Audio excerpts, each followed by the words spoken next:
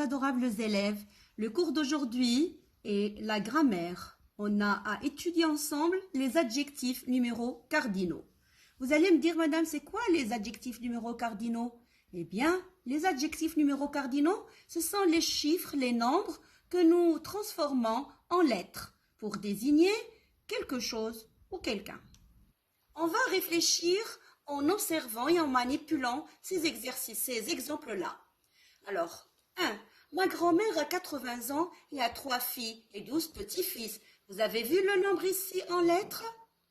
On continue. On se couche tous après 21 heures. Regardez bien ici, 21 heures. Et on se réveille tôt à 6 heures.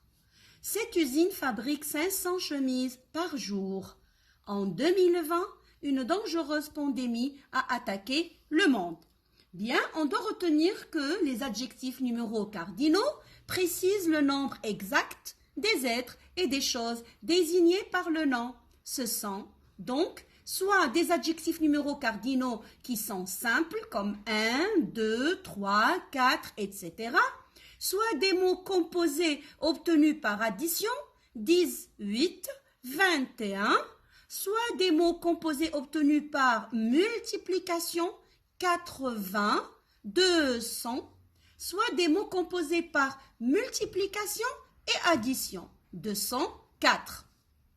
Bien, nous avons besoin pour avoir une bonne orthographe des adjectifs cardinaux qui sont en multiplication ou multiplication et addition, on a besoin d'un trait d'union qui relie les dizaines et les unités, comme 27.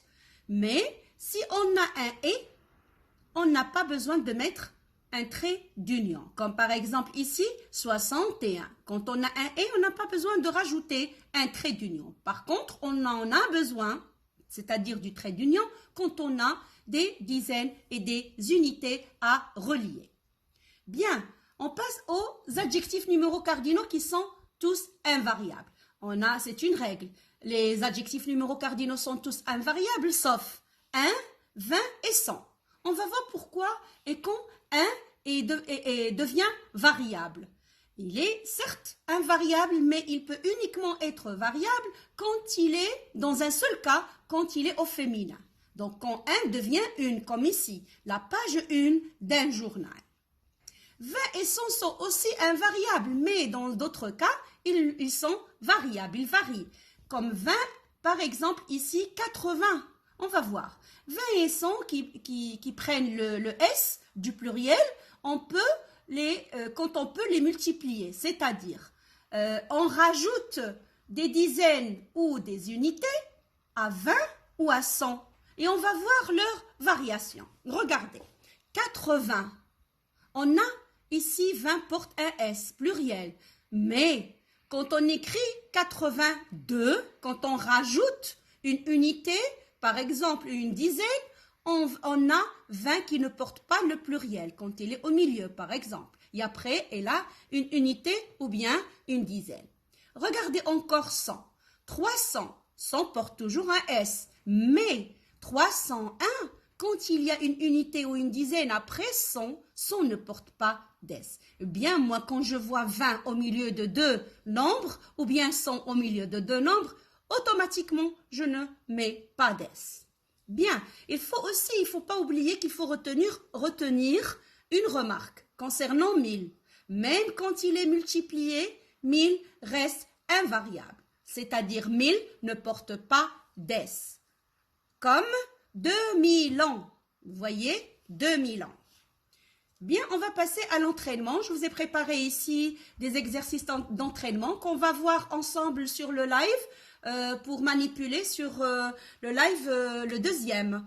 Alors, écris les nombres suivants en lettres. 1, 14, 82, 103, 21, 80, 2200. Et je vous laisse le soin de les transformer en lettres. La deuxième, c'est que vous avez ici des mots auxquels vous allez donner leur nature grammaticale pour connaître qu'est-ce que c'est que là une unité, de quoi il s'agit, si on veut transformer par exemple une unité ou une dizaine. Voilà tout un exercice qu'on va aussi échanger et corriger ensemble. Et puis après, je vous ai mis ici un tableau où vous allez placer des adjectifs numéros cardinaux qui sont simples ou bien composés par addition ou bien composés par multiplication.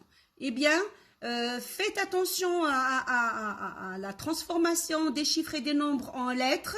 Je vous laisse le soin de finir votre exercice et je vous donne rendez-vous cet après-midi au deuxième live. Au revoir.